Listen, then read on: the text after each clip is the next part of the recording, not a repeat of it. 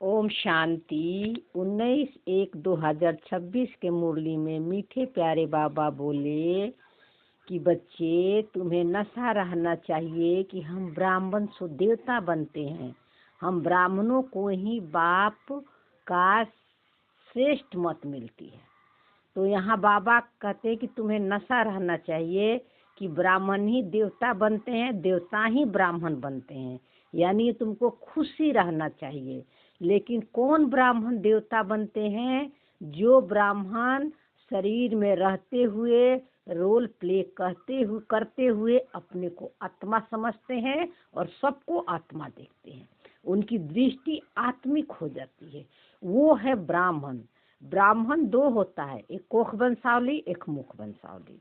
जो कोख वंशावली होते हैं है ना, वो जन्म के आधार पर है ना, जो है ना, वो जिस कुल में उनका जन्म हुआ उस ब्राह्मण में जन्म लिए तो अपने को ब्राह्मण समझते हैं। लेकिन रियल ब्राह्मण वो होते हैं जिसका ज्ञान से जन्म होता है ना, जो शरीर में रहते हुए है ना अपने को रोल न समझकर अपने को सोल समझते हैं, वो है रियल और यथार्थ ब्राह्मण। बाबा उस ब्राह्मण से बात करता है। फिर बाबा बोला हम ब्राह्मणों को ही बाप का श्रेष्ठ मत मिलती है। हम ब्राह्मणों को, कौन ब्राह्मण को? वो ब्राह्मण जो परमात्मा, निराकार परमात्मा के द्वारा जो ज्ञान निकल रहा है ब्रह्मा के मुख से, उस ज्ञान से इस ब्राह्मण को जन्म होता है। जो निराकार परमात्मा का ज्ञान सुनते हैं उनका जन्म ज्ञान से होता है ना। उस ब्राह्मण को परमात्मा का श्रेष्ठ मत मिलती है, सबको नहीं मिलती है ना। तो इसीलिए बाबा कहते हैं वही ब्राह्मण देवता बनते हैं और फिर वही ब्राह्मण जो है वही ब्राह्मण देवता बनते हैं, वही देवता फिर ब्राह्मण बनते हैं है ना। ये फिक्स रिकॉर्डिंग हो गया है, वही बनेंगे जो कल पहले बने हुए थे है ना, और अभी वही ज्ञान ले रहे हैं है ना, परमात्मा, निराकार परमात्मा का ज्ञान, जो देवता बनने वाले हैं। प्रश्न में बाबा बोला जिनका न्यू ब्लड है उन्हें कौन सा शौक और कौन सी मस्ती होनी चाहिए? बाबा बोला जिसका न्यू ब्लड है। न्यू ब्लड का मतलब क्या? न्यू ब्लड का मतलब होता है कि अब आपका जो है ज्ञान से नया जन्म हो गया है, ज्ञान से आपको पता चल गया है कि ये पुराना रोल और पुराना शरीर हम नहीं हैं, इससे अलग है, आपकी दृष्टि आत्मिक बन गई है ना। तो इसलिए बाबा कहता है कि तुम्हारा अब न्यू ब्लड हो गया है, तुम्हारी दृष्टि आत्मिक होना चाहिए। तो तुमको हमेशा कौन सी शौक और मस्ती होनी चाहिए, यानी खुशी होनी चाहिए। तो उत्तर में बाबा बोला यह दुनिया जो पुरानी आयरन एजेड बन गई है उसे नई गोल्डन एजेड बनाने का और पुराने से नए बनाने का शौक रहना चाहिए। तो यह दुनिया जो पुरानी आयरन एजेड बन गई है, यानी जो अपने को रोल समझते हैं, जो बॉडी कॉन्शियस में है ना, तो उनकी वो जो है अभी भी अपने को शरीर और रोल समझकर ही वो जो है वो अपने को परमात्मा को याद करते हैं। अभी भी पुराने स्वभाव संस्कार यानी मनुष्यता के भान में ही परमात्मा को याद करते हैं, ढूंढ रहे हैं, खोज रहे हैं है ना। तो इसी के कारण जो है आज पुरानी दुनिया जो है आयरन, जिसको बाबा कहता है कि पत्थर बुद्धि बन गई है ना। पुरानी दुनिया यानी पुराना संस्कार, आपका पुराना संस्कार यानी जिस संस्कारों में आपने मैं और मेरा लगा दिए हो, जिसमें चिंता, फिक्र, डर, भय, ईर्ष्या है ना, हर समय कुछ न कुछ मन में चलते ही रहता है, ये है पुरानी दुनिया। और जब हम उसके इफेक्ट में आ जाते हैं, उसके प्रभाव में आ जाते हैं, तो इससे क्या होता है, हमारी मन की स्थिति और नीचे गिर जाती है। अब बाबा हमको समझ दे दिया है, गोल्डन एजेड बुद्धि बना दिया है, पत्थर बुद्धि से पारस बना दिया है कि बच्ची अब ये जो तेरे मन के अंदर जो चल रहे हैं ना, ये पुरानी दुनिया का संस्कार यानी पुराना तेरा संस्कार है ना, मनुष्यता भान वाली है ना, ये तेरा नहीं है। तू अब इससे अलग हो जा, है ना। अलग होकर अब तू जो है इस मन में जो है जो कुछ भी ये मन में चल रहे हैं उसको अब तू साक्षी होकर देख, तो तेरी बुद्धि गोल्डन एजेट बन जाएगी, यानी दृष्टि तुम्हारी आत्मिक हो जाएगी।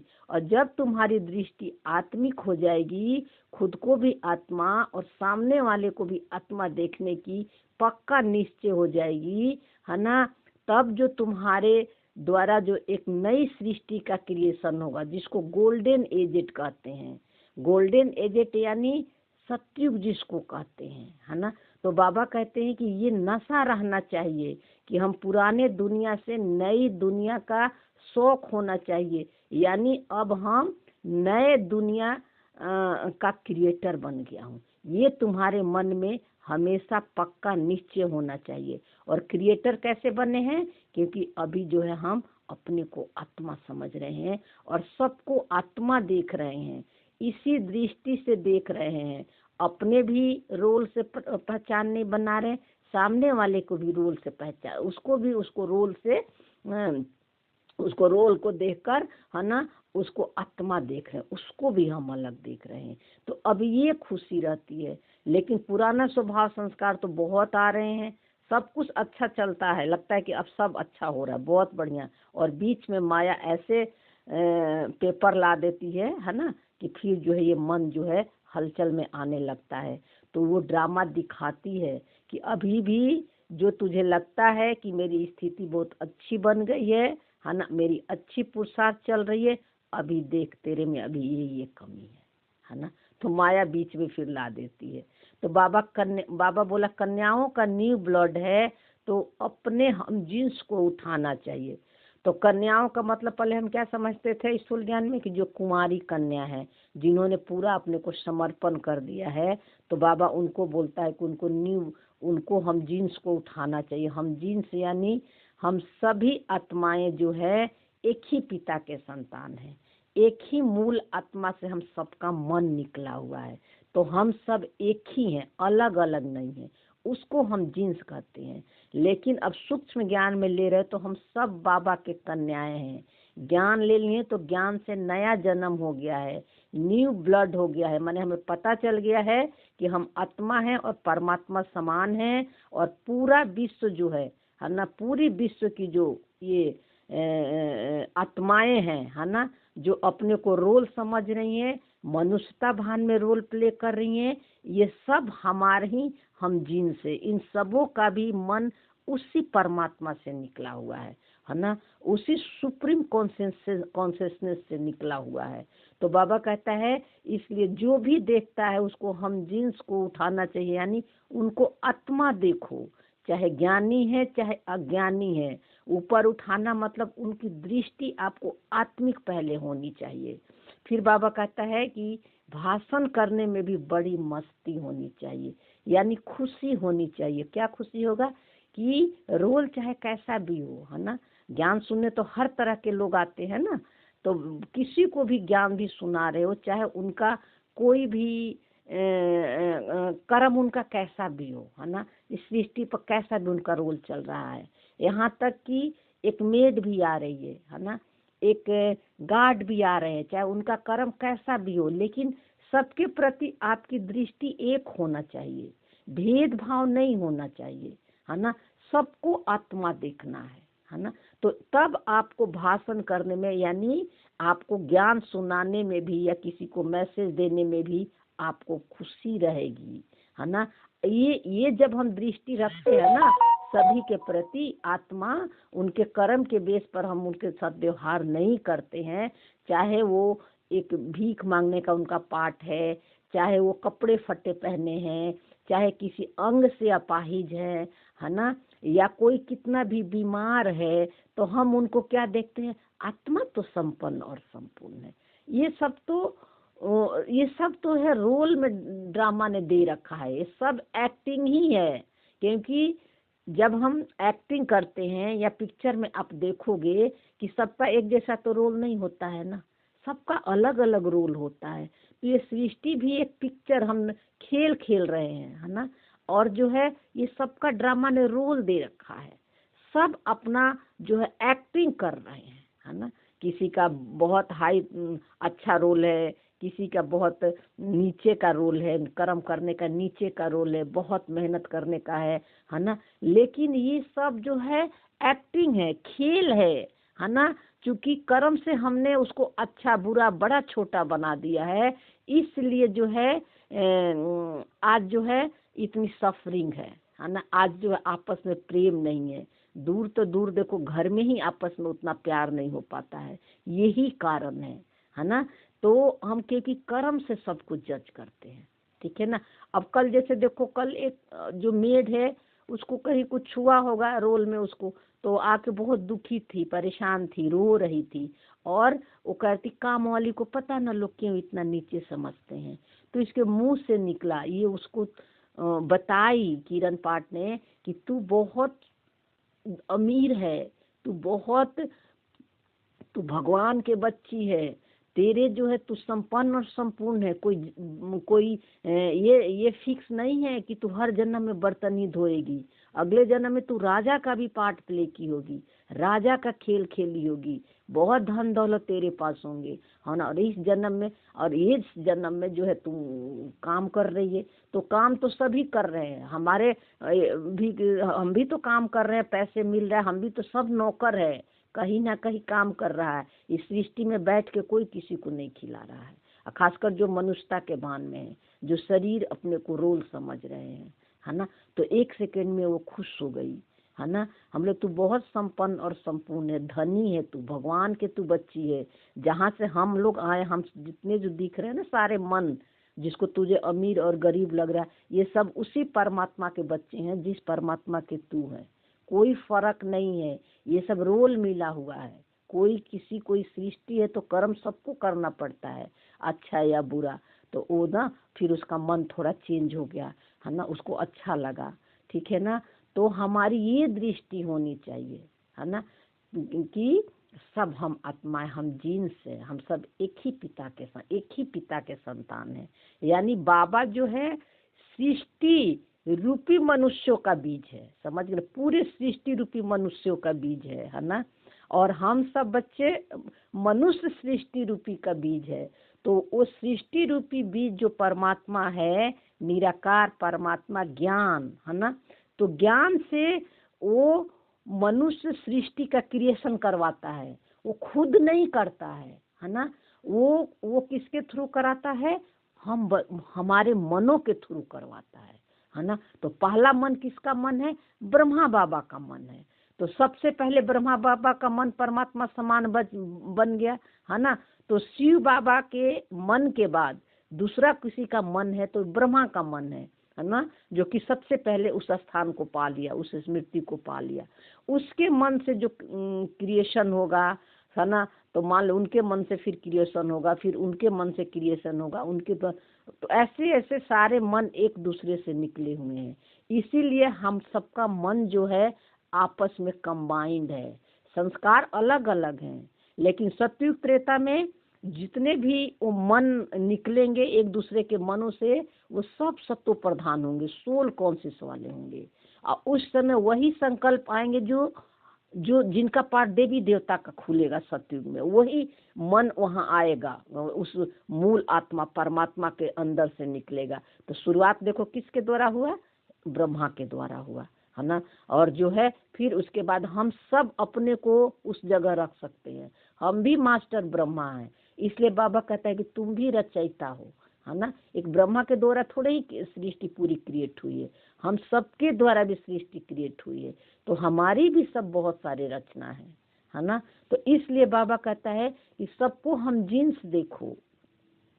संस्कार भले अलग अलग है, क्योंकि ड्रामा ने ऐसा रच रखा है, सबका संस्कार एक जैसे नहीं होंगे, है ना, लेकिन मूल आत्मा सबका जो है एक ही है, उसमें कोई डिफरेंस नहीं है। सबके अंदर गुण और क्वालिटी है जो परमात्मा का है। लेकिन ये अलग बात है कि जिसका पाठ है उन्हीं का पाठ खुलेगा, है ना, और जिसका पाठ भक्ति मार्ग का है उनका पाठ नहीं खुलेगा। जो अभी संगम युग पर निराकार परमात्मा द्वारा ज्ञान सुन रहे हैं, है ना, तो उन्हीं का पाठ संगम युग में खुलेगा, वही जीवन मुक्ति का अनुभव करेंगे। क्योंकि ड्रामा का जो है नॉलेज नहीं है किसी के पास, ये बाबा का पास ही है ना। इसीलिए आत्मा परमात्मा के नॉलेज तो सभी सुना रहे हैं, लेकिन कैसे निकलना है ड्रामा से ये किसी के पास नहीं है। ये राज बाबा ने क्लियर किया है, तो इसीलिए हमें पुरुषार्थ करना हमारा इजी हो जाता है, नहीं तो बहुत मुश्किल था।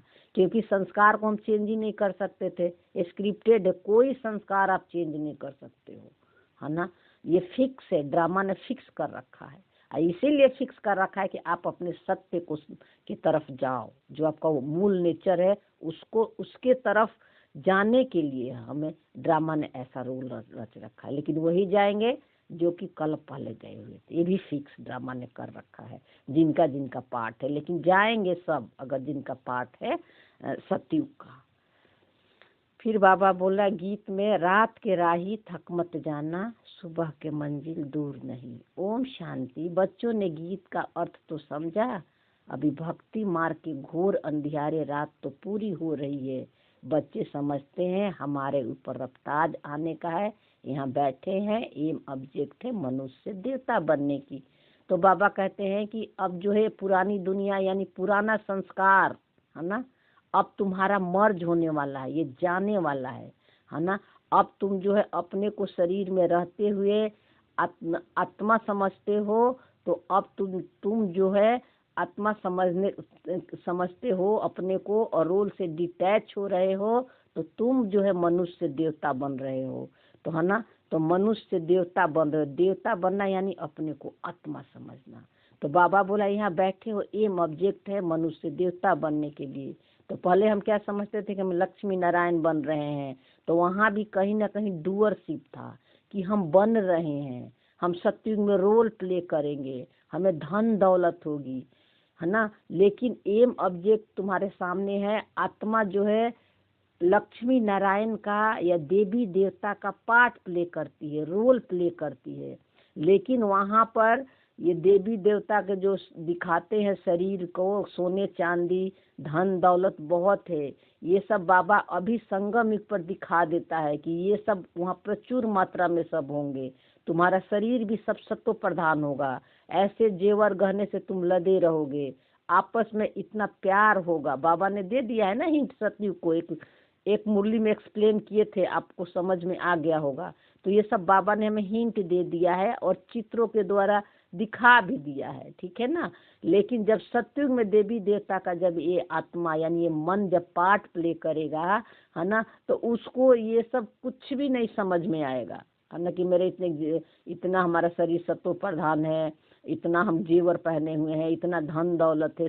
वहाँ सोना चांदी, चांदी तो होगा नहीं, वहाँ सोने हीरे सब आपको जैसे यहाँ मिट्टी पत्थर आपको दिख रहे वैसे दिखेंगे, लेकिन ये भान नहीं होगा आपको, वहाँ कुछ समझ नहीं होगी, सिर्फ आप देखोगे साक्षी होकर। क्यों? लेकिन क्योंकि आप अपने सत्य स्वरूप में रहोगे ना, जो आपका गुण और क्वालिटी है, जो सातों गुण है आत्मा का, है ना, वो आपकी हमेशा इमर्ज रहेगी, है ना। उसमें इतने आनंद में रहोगे कि बाहर के चीजों का कोई हमें आकर्षण ही नहीं रहेगा। इसीलिए तो वहाँ सब कुछ प्रचुर मात्रा में ड्रामा ने दे रखा है, क्योंकि वहाँ इच्छाएं कामनाएं है ही नहीं, और यहाँ इच्छाएं कामनाएं हैं बॉडी कॉन्शियस में, तो इसलिए इतना मेहनत करना पड़ता है। तो इसीलिए तो अब कहते हैं कि जब सोल कॉन्शियस बन जाओगे, उस एनर्जी तक ये मन चला जाएगा, तो आपको कुछ भी करने की जरूरत नहीं है। सब कुछ जो है यूनिवर्स आपके लिए फिक्स कर रखा है, ड्रामा आपके लिए तैयार करके रखा है, क्या क्या देगा, है ना। लेकिन वहाँ ये सब भान नहीं होगा। तो बाबा बोला तुम अपने को भैंस समझो तो वह रूप हो जाएगा।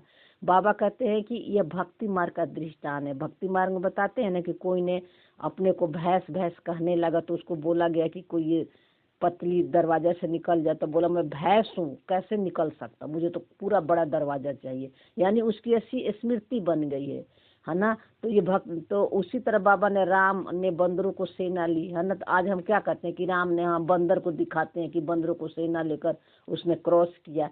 बंदर यानी जो जिसका मन बंदर बन गया है ना। तो बाबा ने बोले, ये दो दृष्टांत बाबा ने बताया। तो उसी तरह बाबा कहते हैं कि तुम अपने को रोल में रहते हुए पुराने स्वभाव संस्कार को प्ले करते हुए तुम अपने को आत्मा समझोगे तो तुम्हारी आत्मिक दृष्टि पक्की हो जाएगी। अपने को भी आत्मा समझोगे और दूसरों को भी आत्मा देखोगे, तब ये तुम्हारी दृष्टि पक्की हो जाएगी। फिर ये रोल में कुछ भी है, अच्छे और बुरे, आप बेफिक्री हो जाओगे, कृष्णा कॉन्शियसनेस बन के सीट पर सेट हो जाओगे। 50% जब साक्षी हो जाओगे तो आपका मन जो है ये कृष्णा कॉन्शियसनेस का जन्म होता है ना। पहले 50% यानी ज्ञान से आपको समझ आ जाता है, तब हम साक्षी दृष्टा वाला हमारा पाठ शुरू होता है। शुरू में नहीं होता है, किसी किसी का होगा, ड्रामा ने कर रखा हुआ रिकॉर्डिंग तो उनका होगा, किसी का शुरू से ही हो जाता है ना। तो बाबा कहते हैं कि इसलिए तुम देवी देवता डबल से ताज बन जाओगे। इसी तरह जब तुम्हारी ये स्मृति पक्की हो जाएगी कि मैं आत्मा हूँ, तो तू डबल यानी इस शरीर और रोल का मालिक बन जाओगे। ये दोनों जो है तुम्हारे अकॉर्डिंग पार्ट चलेगा, है ना। डबल सिरताज का मतलब कि जो हम पूरे विश्व का मालिक बन जाएंगे, यानी ड्रामा से वहाँ बाहर रहेंगे, है ना। और ड्रामा सब कुछ आपको करके रेडीमेड देखा, ड्रामा को प्ले होते हुए सिर्फ आप देखोगे, है ना। तो बाबा बोला जैसे स्कूल में पढ़ते हैं तो कहते हैं ना, मैं ये पढ़ पढ़ कर डॉक्टर बन जाऊंगा, इंजीनियर बन जाऊंगा। तुम समझते हो हम इस पढ़ाई से हम शुद्ध देवी देवता बन रहे हैं। देखो बाबा ये कह रहा है कि ये भी एक पढ़ाई है ना। तो ये भी बाबा का ज्ञान क्या है, पढ़ाई तो है ना। तो पढ़ाई है तो पढ़ाई में पेपर तो आएंगे ही, और पेपर आएंगे, परिस्थिति लाएगी या कोई व्यक्ति के थ्रू आएगा, तो वो सब हमारा पेपर है। वो सब हमें सत्य में बढ़ाने के लिए सब हमारे सहयोगी हैं। और दूसरा जो है एक स्थूल पढ़ाई है, जिसमें कि वहाँ भी एम ऑब्जेक्ट होते हैं ना। वहाँ पढ़ते हैं तो कोई इंजीनियर, कोई डॉक्टर, कोई जज, कोई वकील बनता है। इसीलिए बाबा कहते हैं कि यहाँ भी तुम्हारा एम ऑब्जेक्ट दिया हुआ है कि तुम इस पढ़ाई से देवी देवता बनोगे। तो देवी देवता बनेंगे यानी सोल कॉन्शियस बनेंगे। सोल कॉन्शियस बनेंगे तो देवी देवता वाला रोल प्ले करेंगे, सारी गुण हमारे में परमात्मा वाली आ जाएगी, क्योंकि हम उसी के बच्चे हैं ना। इसलिए बाबा कहता है कि इस पढ़ाई कभी पढ़ोगे तो तुम देवी देवता बनोगे, जैसे स्थूल में। इसीलिए जो है ना, बाबा कहता है कि जो काम हम अभी करते हैं, जैसे अभी पढ़ाई का नाम दे दिया बाबा ने, देवी देवता बनोगे, तो इसको फिजिकल में जब मनुष्यता भान में आएंगे तो वो कैसे कहेंगे कि इस पढ़ाई से हम डॉक्टर बनेंगे, इंजीनियर बनेंगे। उनका भी ये ऑब्जेक्ट ये हो जाएगा। तो ये देखो संगम युग का ही तो सब परंपरा चल रहा है ना, भक्ति मार्ग में भी द्वापर से। तो यह शरीर छोड़ेंगे और हमारे सिर पर ताज हो गए। तो बहुत गंदी छीछी दुनिया है, नई दुनिया है, फर्स्ट क्लास दुनिया, पुरानी दुनिया बिल्कुल थर्ड क्लास दुनिया है। ये तो खलास होने की, यानी मन जो एकदम तमो प्रधानता में चला गया है, बुद्धि एकदम नीचे चली गई है, पत्थर बुद्धि बन गई है। मेरे तो मेरे, तेरा भी मेरा है, आज ये स्मृति बन गई है, प्रवृत्ति बन गई है लोगों को। इसलिए बाबा बोला नए विश्व का मालिक बनाने वाला जरूर विश्व का रचयिता होगा, दूसरा कोई पढ़ाना देगा। नए विश्व का मालिक यानी ड्रामा से बाहर निकालने के लिए, सृष्टि चक्र से परे ले जाने के लिए, इस संसार से परे ले जाने के लिए, है ना, जो है एक निराकार परमात्मा ही है। क्योंकि वो ऑलरेडी निकला, वो ड्रामा में आता ही नहीं, हमेशा ड्रामा से बाहर है। तो इसीलिए बाबा बोला कि वही विश्व का रचयिता है, क्योंकि सारा विश्व का खेल, है ना, बाबा और ड्रामा दो ही है ना। और सब सारे मनों के द्वारा पूरी एक्टिंग सबका चल रही है, चाहे किसी का कैसा भी रोल है, चोरी करने का, आतंकवादी करने का, मारने का, बलात्कारी का, मतलब सेंध मारने का, कैसा भी सबका रोल चल रहा है। उस सब जो है रोल जो है स्क्रिप्टेड ड्रामा है, सब अपना अपना पार्ट प्ले कर रहे हैं। और सबका रोल जो है ना, उस जो है तो मूल आत्मा के अंदर से ही चल रहा है। और देखो बाबा कितना साक्षी है, सारा खेल उसके अंदर से चल रहा है, लेकिन बाबा एकदम साक्षी है। क्या बोलते हैं, डिटैच है। उसको सबका खेल जो है एक गुड्डा गुड़िया का खेल दिखता है। कोई बीमार है, चिल्ला रहा है भगवान भगवान, उसको एक वाइब्रेशन लगता है, उसके तक नहीं पहुंचती है आवाज बाबा के पास, ठीक है ना। इसीलिए तो बाबा को आना पड़ता है अपने बच्चों की आवाज सुनकर। अब जिसका पाठ है वो जाग जाते हैं, जिनका पाठ नहीं है तो वो नहीं जागते हैं। लेकिन मुक्ति इसीलिए बाबा सबको दे देता है। अगर मुक्ति सबको नहीं मिलती तो सोचो आज दुनिया का क्या हाल होता, है ना। सब मुक्ति में जाएंगे तभी जीवन मुक्ति वाला पाठ खुलेगा इस सृष्टि पर। इसीलिए बाबा कहता है कि और ये बात किसी को नहीं पता है और कोई नहीं पढ़ा सकता। शिव बाबा है, तुमको पढ़ाकर सिखलाते हैं, बाप ने समझाया है, आत्मा अभिमानी पूरा बन जाएंगे तो बाकी और क्या चाहिए। 100% जब आपकी स्मृति पक्की हो जाएगी, है ना, चाहे रोल में कुछ भी चल रहा है उसके इफेक्ट में नहीं आओगे तो और आपको क्या चाहिए, यही तो चाहिए, है ना। अभी भी देखो माया आती है ना, तो हमें क्या लगता है कि नहीं आनी चाहिए, ये क्यों आ रही है फिर, है ना, ये फिर आ गई, फिर उसके हल्का हल्का मन इफेक्ट लेने लगता है।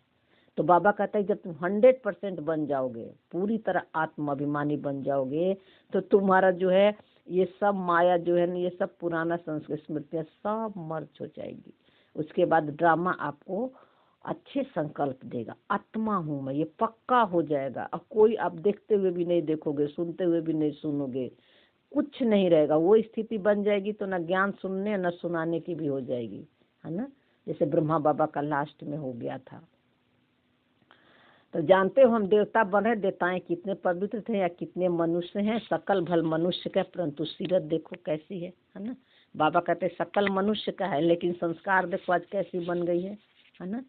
तो बाबा कह रहे हैं कि जो देवी देवताएं के पुजारी हो खुद भी उन्हों को आगे महिमा गाते हैं। बाबा कहते हैं ये पूरा देखो एक पैराग्राफ में बाबा यही बताया है ना कि जो देवी देवता के महिमा करते हैं, जो खुद पूजा करते हैं, खुद पुजारी करते हैं, पुजारी बने हुए हैं, वो उनको भी नहीं पता कि ये देवी देवताएं इतनी सुंदर हैं, इतनी पवित्र हैं, इतने इनके नाक मुंह कान तो हमारे ही जैसा है, तो ये कहीं ना कहीं से ये जन्म लिए होंगे, इनको कौन वैसा बनाया, हम इनकी महिमा क्यों इतना करते हैं, उनके बुद्धि में भी नहीं चलता है। तो ये बाबा करे कि जो है भले मनुष्य जो है सूरत मनुष्य का सूरत है लेकिन सीरत देखो, संस्कार देखो कैसा है। देख के भी उनकी इतनी पत्थर बुद्धि बनी हुई कि वो नहीं करते हैं, अपने को भी दीनहीन देवी देवताओं के आगे समझते हैं। और जो है बाकी जो है हम सब भी उन्हीं के फिर बताए हुए मार्गों पर चलते हैं कि जैसे पंडित जी कह रहे हैं वैसे ही करना है। लेकिन हमारे मन में भी कभी ये बातें नहीं है कि इनको बनाने वाला कौन है। लेकिन इसके मन में चलता था, मंदिर में जाती थी तो इसको लगता था कि कहाँ है देवी देवता, किस दुनिया में रहते हैं, ये कब आए थे सृष्टि पर, इनको कौन बनाया, हाँ कि इतनी शरीर तो हमारे ही जैसा है ना। तो किसी से पूछते थे तो कोई सही जवाब नहीं, सब बोलते थे कि सब गाय में समा गई हैं, मतलब इसीलिए गाय को माता बोलते हैं। अलग अलग तरह से लोग बात एक था कभी होंगे इस सृष्टि पर, ये कुछ करके गए, यहाँ तक तो लोग बताता था। लेकिन ये नहीं किसी को समझ में आ रहा था कि हम ही थे, है ना। आप भी हो सकते हो उसमें से जो महिमा कर रहे हो, कोई भी हो सकता है कि भक्ति मार्ग से तुम सब आए हैं ना। तो बाबा कह रहे हैं कि ये बात किसी को पता नहीं है ना। तो आप सब गुण संपन्न 16 का न संपूर्ण हो हम भिखारी पापी हैं, सूरत तो उनको भी मनुष्य का ही है परंतु इस बात को वो समझते नहीं। मीठे मीठे शकीले दे बच्चों प्रति माता पिता बाप दादा का याद प्यार और गुड मॉर्निंग। रूहानी बाप के रूहानी बच्चों को नमस्ते। हम रूहानी बच्चों के रूहानी बाप दादा को याद प्यार गुड मॉर्निंग और नमस्ते। बाबा ने बोला धारणा की पहली पॉइंट में श्री श्री शिव बाबा के श्रेष्ठ मत पर चलकर स्वयं को श्रेष्ठ बनाना है। श्रीमत के मनमत मिक्स नहीं करनी है, ईश्वरीय पढ़ाई के नशे में रहना है। श्रेष्ठ मत एक निराकार परमात्मा का है और वो जो बता रहा है उस मत को अपने जीवन में फॉलो करना है। वो एक ही चीज़ बता रहा है, अपने को आत्मा समझकर रोल से डिटैच साक्षी हो जाओ। और इसमें मन के भी आएंगे, पुराने मन जो है ना वो उसमें पुराना स्वभाव संस्कार अभी भी सारा भरा हुआ है, वो सब आएंगे। लेकिन उस मन के रोल के मन का जो मत है उसको मिक्स नहीं करना परमात्मा के मत में, यानी अपने को आत्मा के सीट से नहीं हिलने देना। ये है ना। मन मत में नहीं, मन खींचेगा, पुराना रोल खींचता है, रोल में हमें ले जाता है खींच के, लेकिन अपने को अलग रखना। ईश्वरीय पढ़ाई का नशा रहना चाहिए। भगवान हमें पढ़ा रहे, निराकार परमात्मा का ज्ञान है, नशे रहना चाहिए, खुश रहना चाहिए कि कौन कह रहा है, भगवान ने बात बोला है तो भगवान ने बोला है तो सही होगा, ये नशा रहना चाहिए। लेकिन करना पड़ेगा तब आपको महसूस होगा। दूसरी पॉइंट में बाबा बोला हम जिन्स के कल्याण के लिए इख्तियार रचनीय, सबके प्रति शुभ भावना रखते हुए एक दो को सच्चा मान देना, लंगड़ा मान नहीं है। बाबा कह रहा है कि सब हम जीन्स हैं, हमने सब एक ही पिता के सब हम बच्चे हैं, हम सब एक ही हैं, अलग अलग नहीं है। इसलिए चाहे रोल किसी का कैसा भी हो, है ना, किसी के रोल को, किसी के एक्टिंग को देखकर, है ना, जो है तुम उनको, जो है उनको भी तुम देखते हुए भी उनको आत्मा देखो, संपन्न और संपूर्ण आत्मा देखो, है ना। उनके प्रति शुभ भावना रखो कि आत्मा तो संपन्न और संपूर्ण है। ये सब एक्टिंग में उनको मिला हुआ है। चाहे किसी का लंगड़ा से पैर नहीं है, हाथ नहीं है, आँख नहीं है, ये सब एक्टिंग में मिला हुआ, शरीर को मिला हुआ है। आत्मा तो उसे बिल्कुल अलग है ना। बाबा के गोद में बैठी हुई है ना। तो बाबा बोला ये दृष्टि रखना, यही है सच्चा सच्चा मान देना। स्थूल चीज़ों से हम किसी को खुश करते हैं, देते हैं, उससे ज़्यादा मान देना है। आप उसको आत्मा देखो। आप दीनहीन देखकर किसी को सहयोग करने के बजाय आपकी दृष्टि पहले उसके प्रति आत्मिक होना चाहिए। ये है सबसे बड़ी सेवा। फिर वरदान में बाबा बोला निरंतर बाप के साथ की अनुभूति द्वारा हर सेकंड हर संकल्प में सहयोगी बनने वाले सहयोगी। निरंतर बाप के साथ अनुभूति यानी आत्मा हमेशा बाबा के साथ कंबाइंड है, कभी अलग हुई ही नहीं, है ना। अगर अलग होती तो वो चेंज हो जाती, चेंजलेस हो जाती, है ना, चेंज हो जाती। लेकिन आत्मा हमेशा बाबा के साथ कंबाइंड है, ये स्मृति पक्का कर लो। रोल चाहे कैसे भी चल रहा है ना। तो वही बोल हर सेकंड हर संकल्प में सहयोगी बनने वाले सहयोगी हो। चाहे रोल आपका कैसा भी चल रहा, कैसे भी संकल्प थॉट फीलिंग हो रही है, हर संकल्प के पीछे अपने सत्य को देखो, साइलेंस के देखो, तब आप जो है सहयोगी बन जाओगे। बाबा डिटेल में बताया जैसे शरीर और आत्मा का जब पार्ट है तब तक अलग नहीं हो पाती है। शरीर और आत्मा, है ना, यानी मन, है ना, और ये शरीर दोनों कंबाइंड है। हम अलग नहीं अभी कर सकते, अलग होकर साक्षी होकर देख सकते हैं। क्योंकि मन में संकल्प आता है, बॉडी में उसका जो है एक्टिविटी आ जाती है, इमोशन सेंसेशन आने लगती है, बॉडी के द्वारा प्ले होती है बाहर में। इसलिए बाबा कहते हैं अभी अलग नहीं कर सकते हैं, बस तुमको अलग होके देखना है। ऐसे बात की याद से बुद्धि से अलग न हो, सदा बाप का साथ हो। तो बाबा के लिए यही याद बाबा के साथ भी आपको रहना चाहिए। जैसे शरीर और मन का संबंध कंबाइंड है, दोनों एक साथ चलते हैं, उसी तरह आप और बाबा, आपका निराकारी मन और बाबा का मन दोनों कंबाइंड है। ये पक्का स्मृति रहना चाहिए। और निराकारी मन है साइलेंस, परम धाम की स्मृति, है ना। वो स्मृति है कि मैं तो हूँ ही बाबा के साथ कंबाइंड। दूसरी कोई भी स्मृति अपने तरफ आकर्षित नहीं करे, कोई भी स्मृति आपके तरफ आकर्षित न करे, इसको सहज और स्वतः योगी कहा जाता है।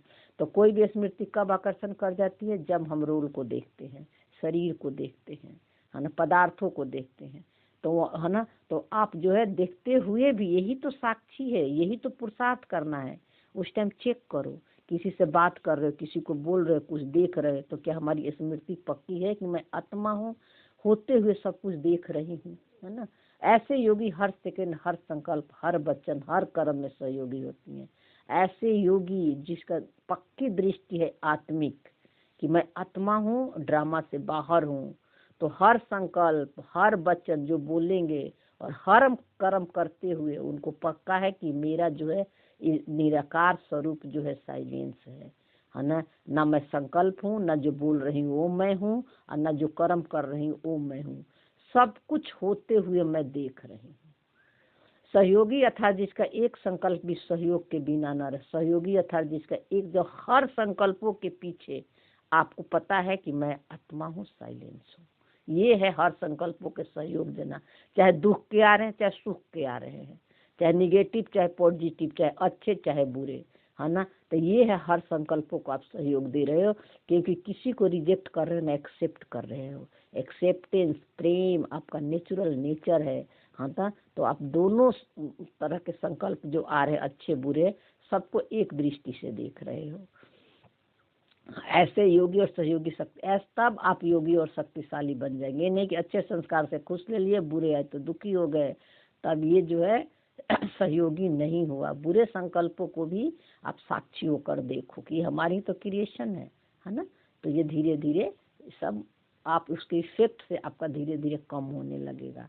स्लोगन में बाबा बोला समस्या स्वरूप बनने के बजाय समस्या को मिटाने वाले समाधान स्वरूप बनो। तो समस्या स्वरूप हम कब बन जाते हैं? जब अपने को रोल समझते हैं, है ना, जब अपने सत्य के सीट से हट जाते हैं, जो अच्छे बुरे संकल्प, दुख के संकल्प आते हैं, जो हमारे अकॉर्डिंग काम नहीं होता है, तो हम जो है दुखी हो जाते हैं। तो बाबा बोला समस्या के बदले समाधान स्वरूप बनो, यानी आप याद दिलाओ कि ये आए हैं मेरा सत्य को दिखाने के लिए, है ना। तो अपने को, समस्या को अलग देखो, समस्या से अलग देखो। अलग देखना ही समाधान स्वरूप है। आप समस्या के इफेक्ट में नहीं आ रहे हो तो आप समाधान स्वरूप हो। उसके बाद जो कुछ भी आप समाधान करोगे, राइट करोगे। अव्यक्त इशारे में बाबा बोले इस व्यक्ति मास में बंधन मुक्त और जीवन मुक्ति स्थिति का अनुभव करो। डिटेल में बाबा बोला अपने स्थूल और सूक्ष्म बंधनों को लिस्ट सामने रखो। स्थूल बंधन और सूक्ष्म बंधन।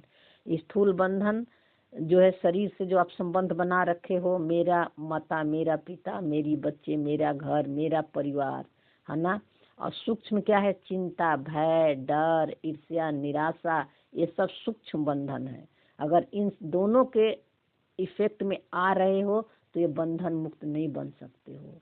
तो अंदर जो सूक्ष्म में आ रहे हैं, क्योंकि ये बाहर में जो संबंध हमको दिख रहे हैं, है ना, फिजिकल रूप में, इसका इफेक्ट कहाँ आ रहा है? मन के अंदर आ रहा है। मन दुख और सुख लेता है, मन में फिर दुख और सुख का संकल्प आने लगते हैं। तो बाबा कहते हैं दोनों सूक्ष्म बंधनों को काटो, बड़ी लिस्ट बनाओ कि कहाँ कहाँ हमारी अटैचमेंट है, और जहाँ जहाँ अटैचमेंट है वहाँ से डिटैच हो जाओ, यानी वहाँ साक्षियों को देखो, मैं और मेरा मत लगाओ, है ना। तो ये आप पेपर जितने आएंगे, विघ्न जितने आएंगे, तभी आपकी स्थिति बनेगी।